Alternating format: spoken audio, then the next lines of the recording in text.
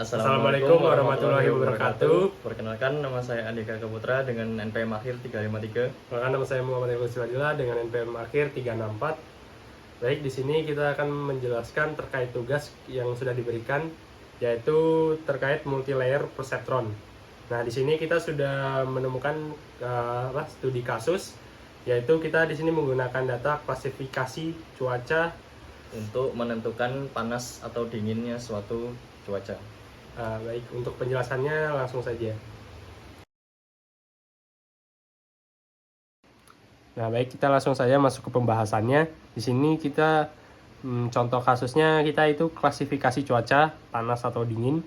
Nah, ini memprediksi masalah dengan dua parameter, suhu dan kelembapan. Nah, datanya itu akan sebagai berikut. Jadi suhu 15 Celcius, kelembapan 80%, maka cuaca 0 dingin dan seterusnya. Nah, di sini hypermeter yang kita gunakan itu input layer 2 neuron, suhu dan kelembapan. Ya, ini suhu dan kelembapan. Hidden layernya tuh satu layer dengan 3 neuron. Nah, ini hidden layernya 1 2 3. Nah, outputnya tuh ini ya, Y. Jadi ini ntar ada panas atau dingin, 0 atau 1. Nah, fungsi aktivasinya sigmoid, learning rate kita 0,1. Nah, untuk gambar arsitekturnya lebih jelasnya sebagai berikut. Nih, bisa diperhatikan ini X1 terhubung ke ini, sini terhubung ke hidden layer dari input layer kita. Nah, selanjutnya kita langsung saja ke ini bobot yang ada. Nah, ini X1 Z1 itu bobotnya 0,5, itu ini ya. X1 Z1 di sini nih, ini 0,5 ini yang penghubungnya ini bobotnya. Terus Z2 negatif 0,2, itu X1 ke Z2 negatif 0,2, ini ke sini. Dan seterusnya. Dan selanjutnya yang untuk yang ini tuh dari hidden layer, bobotnya tuh hidden layer ke target. Nah, jadi di sini tuh Z1 0,7. Nah, ini Z1 ke Y. Nah, ini W1 ini nilainya 0,7. Nah, kita langsung aja ke langkah pertama, yaitu kita menghitung keluaran unit tersembunyi. Yang itu kita pertama mencari Z-net-nya ya. Rumusnya akan seperti ini. Ini yang pertama ya, Z-net 1 V10 ditambah X1 dikali V11 ditambah X2 dikali V12. Nah, ini tuh nilainya tuh 0,1. Ini V10 tuh ini, guys. Nah, ini dari apa? Dari B1 ke mana tadi? Ke Z1 ke sini. Nah, di sini nih. Oke. Selanjutnya mana tadi? Ini. Nah, ini X1 15 ini nilainya. Karena kita di sini ya. Nih, ini X1. Ini segini nih, X1 ini 15.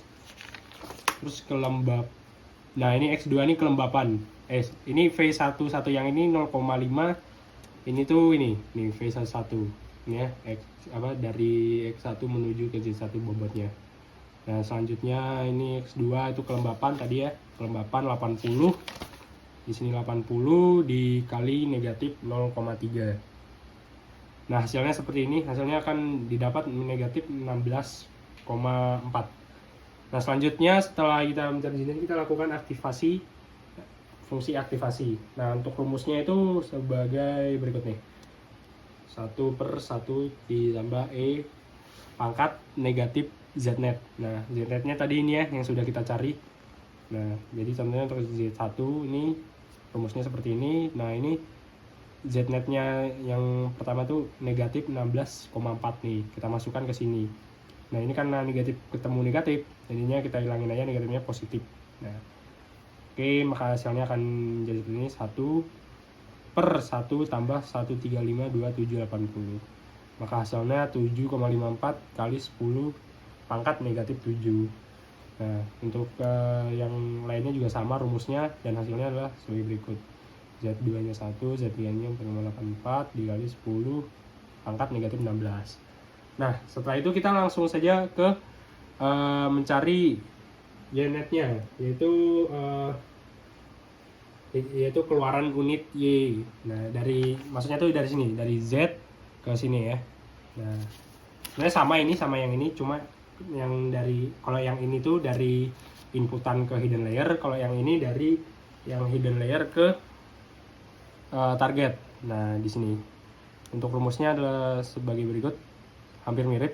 W10 itu ini, W10 nih 0,05 nih, dari sini membuat dari B bias ini ke Y. Setelah itu ditambah Z1. Z1 nya itu tadi 7,54. Oh, ini guys, 7,54 dikali 10 pangkat min 7. Nah, terus dikali 0,7. Oh ya, 0,7 itu si ini. Ini. Nah, ini Z1 dari ini. Nah, ini. Selanjutnya ditambah 1 tuh Z3 dikali W13, yaitu Z3 nya itu tadi ini 1. Oh, ini urut Z2, Oh. Z3. Gini ya. Oh iya guys, sorry. Iya. Z2 1. Ya, ini nih Z2 1 W12 nih 0,4. Terus Z3 nya tuh ini 4,84 dikali 10 pangkat negatif 16 dikali 0,6. Nah, ini setelah dihitung hasilnya itu negatif 0,35. Nah, setelah itu kita ke langkah 4, yaitu aktivasi fungsi pada Y, yaitu mengaktifasinya ya.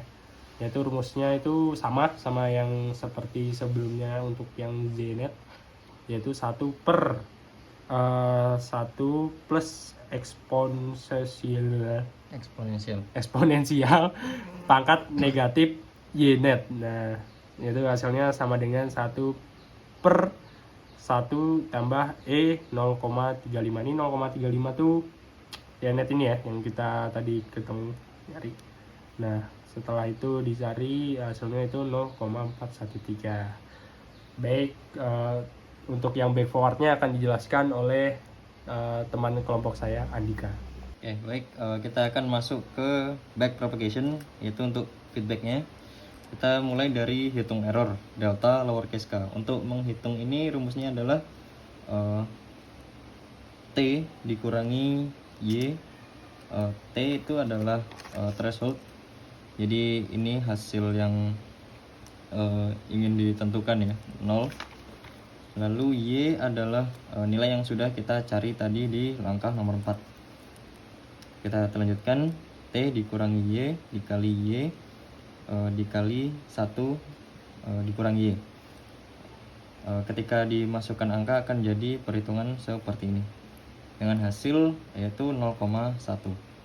Lalu kita masuk ke suku perubahan bobot WKJ, yaitu dari output ke layer di bawahnya, yaitu hidden layer ke Z.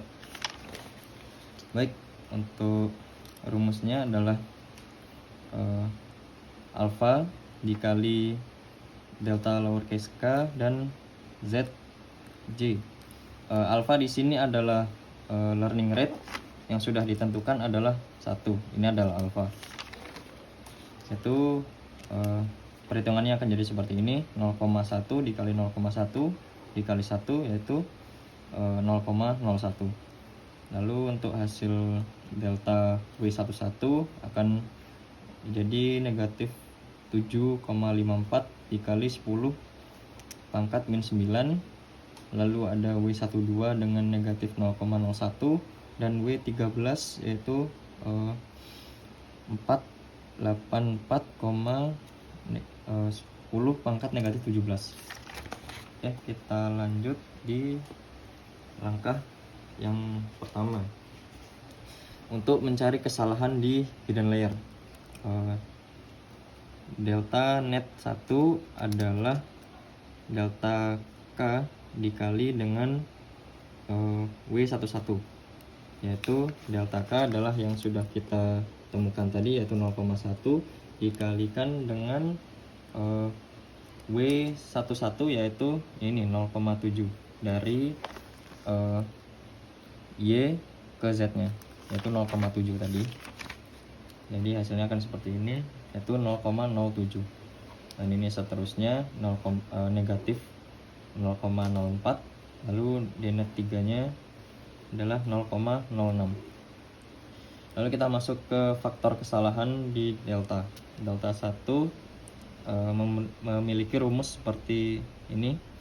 Delta net 1 dikalikan Z1 dikalikan 1 dikurangi Z1, yaitu delta net 1 yang kita sudah cari tadi, ini 0,07 dikalikan dengan 7,54 dikali 10 pangkat min 7 dikali 1 dikurangi 7,54 dikali 10 pangkat negatif 7, yaitu hasilnya akan jadi 5,28 dikali 10 pangkat min 8. Lalu ada untuk seterusnya ada delta 2 dengan nilainya 0, lalu delta 3 dengan 2,9 dikali 10 pangkat negatif 17.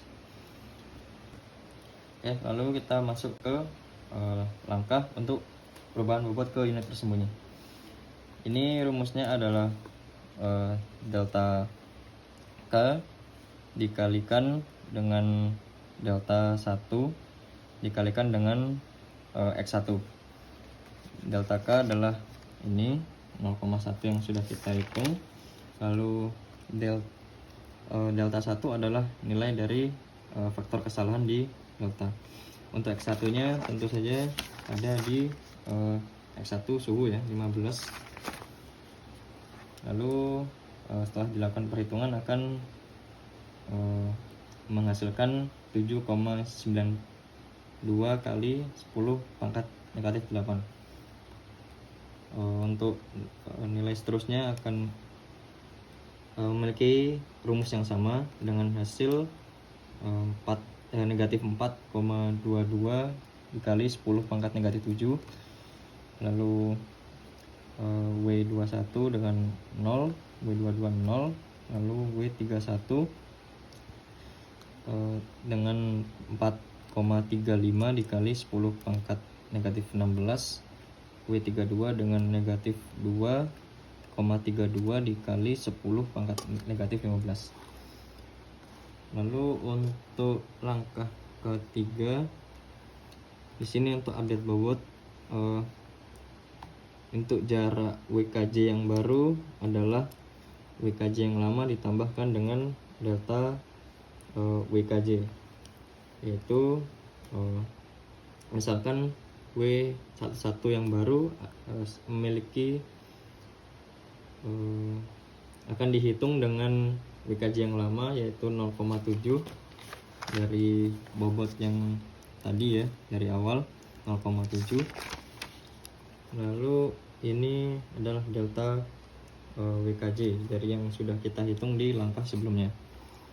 Lalu akan dihasilkan 0,7 ya sebenarnya. Lalu hasil seterusnya memiliki rumus yang sama, masih tetap negatif 0,4 ditambah 0 dengan dari sini angka sebelumnya masih sama, dan seterusnya. Sekarang kita ke tadi kan W, sekarang kita ke V nya. V nya itu sama, VJI baru adalah VJI lama ditambah dengan delta VJI. Misalkan kita memiliki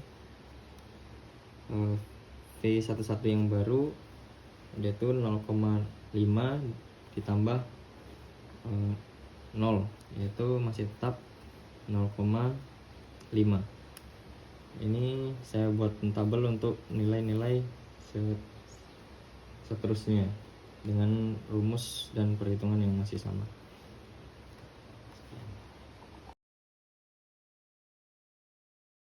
Baik, di sini kita sudah membuat programnya. Nah, di sini dan kita akan langsung melakukan demo. Pertama, kita akan menjelaskan dulu terkait programnya. Pertama di sini import library. Di sini kita menggunakan NumPy, yaitu library Python yang digunakan untuk komputasi numerik, ya kan. Digunakan untuk menangani operasi matriks gitu, seperti perkalian dot dan manipulasi data dalam jaringan saraf tier 1. Selanjutnya itu ada aktivasi sigmoid dan turunannya. Nih. Jadi sigmoid itu fungsi aktivasi yang digunakan untuk memperkenalkan non-linearitas pada jaringan saraf. Jadi ya itu seperti ini kodenya. Selanjutnya hypermeter. Nah, di sini hypermeter ini ya learning rate-nya kita 0,1, yaitu learning itu ini ya kecepatan pembaruan bobot selama pelatihan. Nilai kecil memberikan pelatihan yang lebih lambat tetapi stabil. Makanya itu kita memilih 0. Terus epoch ini itu jumlah iterasi pelatihan penuh terhadap seluruh dataset. Nah, ini data input yang kita gunakan tadi sudah yaitu 15. Itu apa tadi? Suhu terus 80 kelembapan. Ini suhu, kelembapan, suhu dan kelembapan. Terus apa lagi di sini? Ada apa lagi? Data input berupa suhu ini X. Itu data input berupa suhu dan kelembapan. Normalisasi dilakukan. Ini normalisasi input untuk stabilitas perhitungan. Ini terus target output. Ini output ya apa? Yang kita targetkan. Yang ini prediksi 0 itu berarti dingin, 1 itu berarti panas. Setelah itu kita instalasi bobot dan bias secara acak gitu. Nah, penjelasannya yaitu ini Imperial Set ini membuat hasil acak reproducible. Terus W1 dan B1 ini bobot dan bias dari layer input ke hidden. Terus W2 dan B2 bobot dan bias dari layer hidden ke output. Terus nilai awal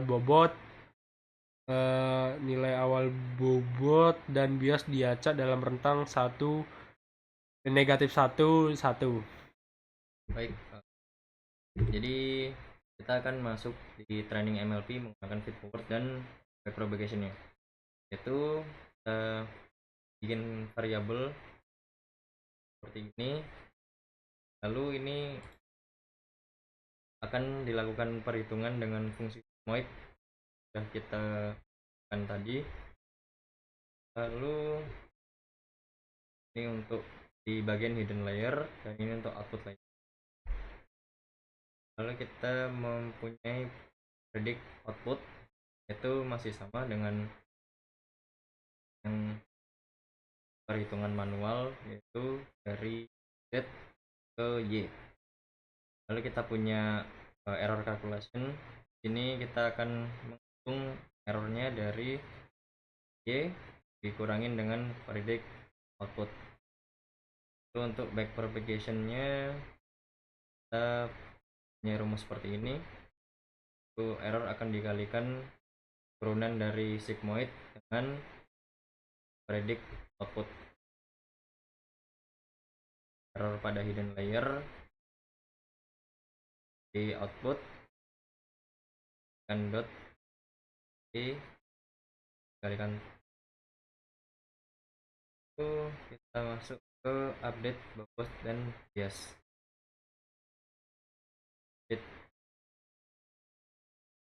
B2 adalah R dikalikan T di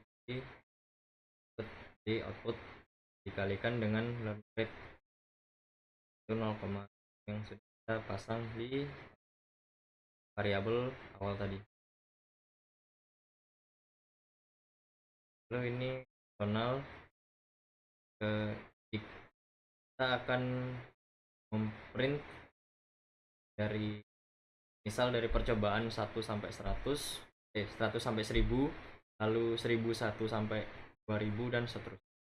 Lalu ini adalah untuk print dari hasil yang sudah kita buat. Langsung demonya aja ya. Sorry. Kita demokan PY.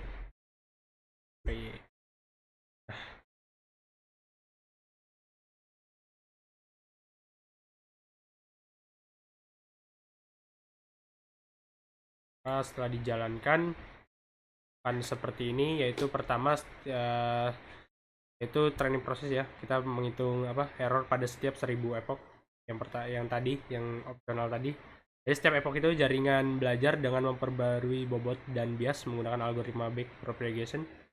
Jadi setelah pengamatan dari log errornya ntar muncul seperti ini. Jadi pada tahap awal ini error cukup besar ya, 0,18, karena jaringan baru saja memulai belajar dengan bobot yang dianalisa secara acak gitu. Terus selanjutnya yang 2000 0,09 ini udah mulai ini mengecil. Jadi setelah 2000 iterasi error menurun hampir setengahnya. Ini menunjukkan jaringan mulai belajar pola data dengan baik.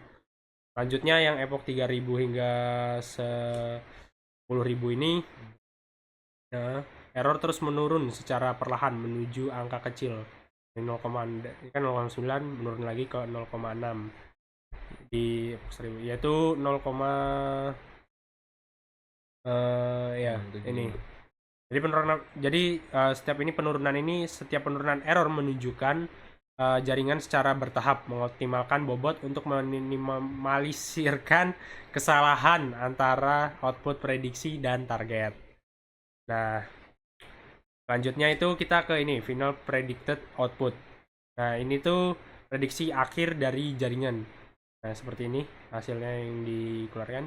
Di baris satu ini itu karena tadi inputnya 15, 80, target 0, prediksinya 0,014, jadi sangat dekat dengan target 0. Kita bulatkan ya, kan 1,39. Terus baris 2 ini inputnya tadi 20, 70, terus targetnya 0.